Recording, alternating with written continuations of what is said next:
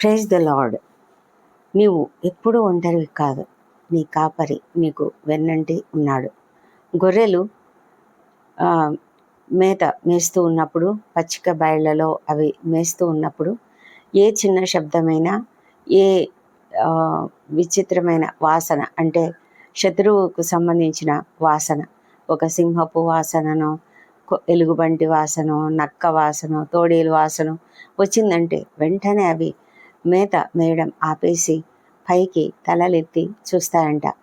వాళ్ళ కాపరి దగ్గరలో ఉన్నాడు అంటే అవి ఇంకా నిశ్చింతగా తిరిగి మేత మేయడం ప్రారంభిస్తాయి.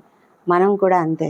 మనమంతా కూడా ఏ చిన్న సమస్య వచ్చినా, ఏ చిన్న పరిస్థితి వచ్చినా మనం కూడా చాలాసార్లు ఈ లోకంలో మనకు ఎవరు సహాయం చేస్తారా అని వాళ్ళ వైపు చూస్తూ ఉంటాం, మనుషుల వైపు చూస్తూ ఉంటాం, లేకపోతే ఏవైనా వ్యవస్థల వైపు చూస్తూ ఉంటాం.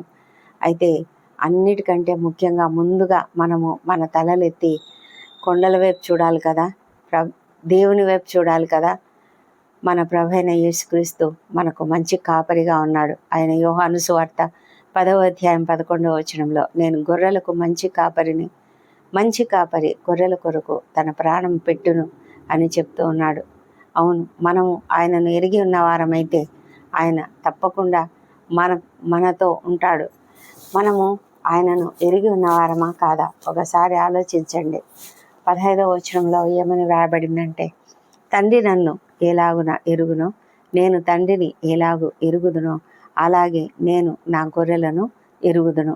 నా గొర్రెలు నన్ను ఎరుగును, మరియు గొర్రెల కొరకు నా ప్రాణము పెట్టుచున్నాను అని ప్రభువైన యేసుక్రీస్తు చెప్తూ ఉన్నాడు. అవును, ఆయన తన ప్రాణం పెట్టడానికే ఈ లోకానికి వచ్చాడు. ఎప్పుడైతే మనము ఆయన స్వరం విని ఆయన వెంటనే నడుస్తుంటామో, ఆయన వెంటనే ఉంటామో, ఆయనను వెంబడించేవారుగా ఉంటామో, అప్పుడు మనకు ఎలాంటి భయాలు ఉండవు. ఏ సమస్య వచ్చినా, ఏ కష్టం వచ్చినా, ఏ పరిస్థితి వచ్చినా వెంటనే కాపరికి చెప్పాలి. మన సమస్యలన్నీ కూడా మనము దేవునికే చెప్పుకోవాలి.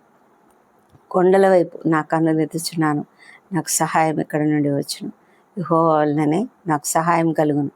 ఆయన భూమి ఆకాశములను సృజించినవాడు. ఆయన నీ పాదము తొట్టిల్లనీయడు. నిన్ను కాపాడువాడు కునుకడు.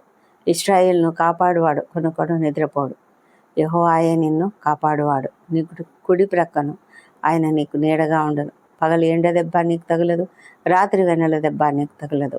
ఏ అపాయం రాకుండా ఆయన నిన్ను కాపాడను. ఆయన నీ ప్రాణంను కాపాడను. నిరంతరము నీ రాకపోకలందు ఆయన కాపాడను.